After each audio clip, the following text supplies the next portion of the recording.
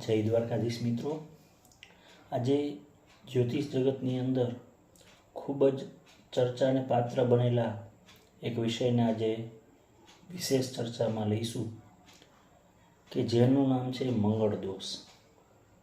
ઘણા બધા ચલચિત્રોમાં, સિરિયલ્સમાં પણ આપણે જોતા હોઈએ છીએ. મંગળ દોષના નામે ઘણા બધા પ્રશ્નો ઉપસ્થિત થતા હોય છે. આજે તેનું સમાધાન મેળવીશું. મિત્રો, આજથી 400 વર્ષ પહેલાં પહેલી વખત આપણને મંગળનો આવો દોષ નામથી આપણે જેને ઓળખીએ છીએ એ મંગળનો યોગ, એના વિશે પહેલી વખત શાસ્ત્રમાં ચર્ચા જોવા મળેલ છે. લગ્નથી પહેલાં બીજા, ચોથા, સાતમા, આઠમા અને 12મા ભાવમાં રહેલ મંગળ એ પોતાની સૌથી વધારે ઉર્જા આપે છે, જેના કારણે એવું માનવામાં આવે છે કે દાંપત્ય જીવનમાં કેટલીક સમસ્યાઓ ઉપસ્થિત થાય છે. પણ મિત્રો, મંગળ જેવો શુભ ગ્રહ ક્યારેય સમસ્યા ઉત્પન્ન નથી કરતો. વાત એટલી જ છે કે મંગળ એ ક્રૂર ગ્રહ હોવાથી એ પોતાનું ફળ થોડું વિશેષ કરીને થોડીક તામસિક પ્રવૃત્તિ સાથે આપે છે. મંગળની જગ્યાએ આ જ સ્થાનોમાં સૂર્ય હોય તો એ પણ ક્રૂર ગ્રહ હોવાથી તે પોતાના સ્વભાવમાં ઉગ્રતા આપે. બીજા ભાવને લગતું ફળ હોય, ચોથા ભાવને લગતું ફળ હોય, 7મા ભાવ, 8મા ભાવ અને 12મા ભાવને લગતું ફળ હોય, એમાં ક્યાંક ને ક્યાંક અગ્રેશન આપે. એટલે આ કોઈ મંગળનો દોષ નથી, એક અગ્રેશનનો સ્વભાવ છે.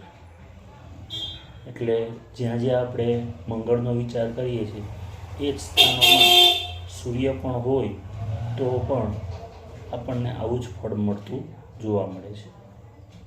આ ઉપરાંત મંગળની સામે મંગળ ચાલે, મંગળની સામે શનિ ચાલે, એવા કેટલાક પ્રશ્નો પણ ઉપસ્થિત થતા હોય છે.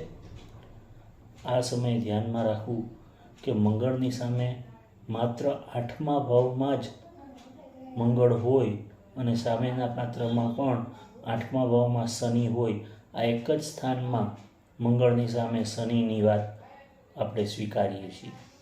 બાકી મંગળ તીવ્રગામી ગ્રહ છે, અગ્રેસિવ ગ્રહ છે. એની સામે 8મા ભાવ સિવાય અન્ય ભાવોની અંદર શનિ હોવાથી શનિ એકદમ મંદ ગ્રહ છે, એનાથી દાંપત્ય સુખ ખોરવાય છે.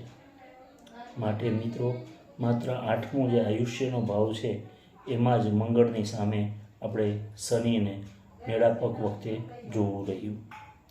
સાથે સાથે માત્ર લગ્ન કુંડળીથી નહીં, ચંદ્ર કુંડળી અને શુક્રની કુંડળી, લગ્ન, ચંદ્ર અને શુક્ર ત્રણેયથી આપણે જો મંગળને જોઈએ અને 3-3માં જો લગ્ન, ચંદ્ર, શુક્રથી જોતા પહેલાં, બીજા, ચોથા, 7મા અને 8મા ભાવમાં અથવા તો 12મા ભાવમાં મંગળ આવતું હોય તો જ 100% માંગલિક કુંડળી કહી શકાય. આ સિવાય માત્ર લગ્ન અને ચંદ્રથી, માત્ર ચંદ્ર અને શુક્રથી અથવા તો કોઈ એક જથી મંગળ આ ભાવોમાં બેઠા હોય તો આપણે આંશિક માંગલિક કુંડળી કહીશું. મંગળનો એટલો બધો પ્રભાવ નહીં મળે. આ ઉપરાંત એ પણ ધ્યાનમાં રાખવું કે મંગળના ગ્રહનો યોગ જે છે એ એની મહાદશા કે આંતરદશા દરમિયાન મળશે. તો કોઈને 70-80 વર્ષ પછી મંગળની મહાદશા આવવાની હોય તો એ એટલું બધું ગંભીર વિષય નથી કે 70-80 વર્ષે કોઈને જો વૈધવ્ય યોગ આવે તો આપણે એક જે દાંપત્ય જીવનની ઉંમર હોય એ જીવી લીધી હોય તો માત્ર માંગલિક દોષને ધ્યાનમાં લઈ અને વૈધવ્ય યોગનો એટલો બધો વિચાર કરવો ન જોઈએ.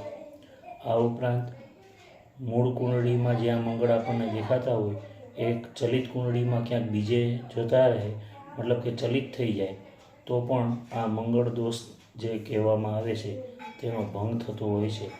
તો ખાસ વ્યવસ્થિત જ્યોતિષી પાસે આ મંગળ વિષયક વ્યવસ્થિત માહિતી લઈ અને પછી જ મંગળ દોષનો વિચાર કરવો.